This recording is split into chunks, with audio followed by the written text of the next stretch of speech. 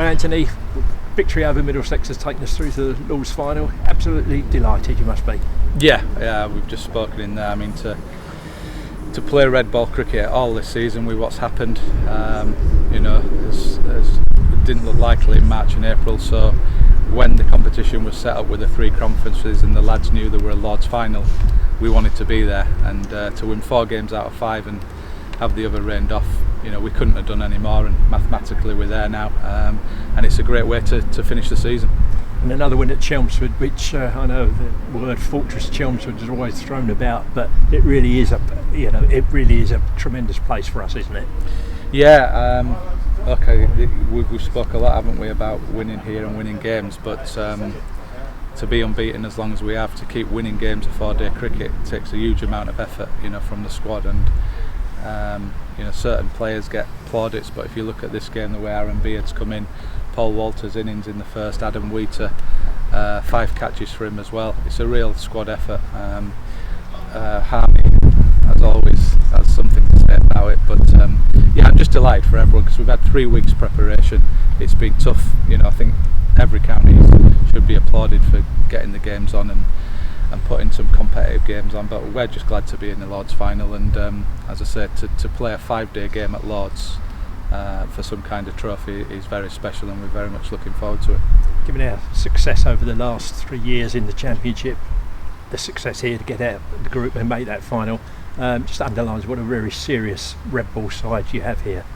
Yeah, and the consistency for me is the key. Since 2016, going back all that way, we've not lost many games of red ball cricket, and it's not like we've drawn them. We've been winning game after game after game, which, as I said, takes consistency, but a huge lot of skill and a huge lot of belief, and we've been in some tricky situations over the couple of years, but we've managed to find a way. But I think this game, from the first hour or two, we're on top. Middlesex fought back, but the way we came out the second morning, we took the game away from them, really. So again, belief, skill, character, all the attributes you want of a very good team.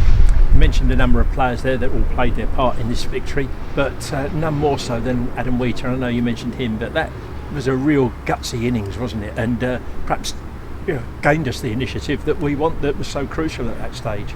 Yeah, I mean, it actually started the night before, where him and Tendo put 30 on very quickly, but Wheat's got us over the line here against Kent with a really good innings. He did it last year, so we know he's got it in him, and coming in at 7 with the class of batsman he is, he can do that. I think the only dampener on it is he didn't get 100, because I think that innings deserved 100, it really did, which was a shame, but he knows how much we've appreciated that innings and how well he's played, and hopefully he's got 2 more big innings in him at Lord's. Of all the players that have come forward and developed, one area that must give you real satisfaction is the advance of the pace bowling unit. I mean, you obviously mentioned about Harvey, but somebody's got to bowl at the other end as well. So much good rivalry between Porter, Sam Cook and Aaron Beard. I think a sort of a career best for him today's 4 wickets, and they're still a work in progress, aren't they, those 3? Yeah, I mean, you Cookie and Aaron, they're still so young. People talk about Sam Cook as though he's an experienced veteran. He's only broke into the team 2 or 3 years ago. Aaron, came back in last year and did well, but the problem is sometimes by the time he comes on to bowl, teams are 8 wickets down, so he doesn't really get a chance to shine. He's only bowling a few overs, but I think the spell he bowled last night, 2 overs before tea and then 7 overs after, the way he bowled, was a huge part for us going on to win that game. And I think, credit for Tom, how he captained him there, but to come on this morning after Cookie, it was just a shame he couldn't get 5 for. Everyone were willing him to get that 5 because he deserved it, but you mentioned Beardy, but Matt Quinn as well. We've got Benny Allison, Jack Plum, who can't get a game. We've had Sids and Neil Wagner and Mohammed Amir, so Peter Siddle, we've had hell of a lot of seam bowlers who've done well, and it is so vital to winning games of cricket. You've got to have a stock of fast bowlers, and the young guys are getting better all the time, and we've just got to keep it going, not rest on our laurels, keep going forward, win or lose at Lord's. We've done well to get there. We want to go and win it, of course, but you're already looking towards next season.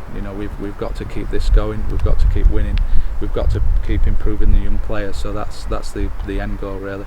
You mentioned next season, a lot of talk and discussion at the moment about what the format might be, and all that is COVID-19 dependent anyway. But I think it's fair to say, and just to conclude, that whatever the format, Essex, if it's red ball cricket, Essex are going to be there or thereabouts.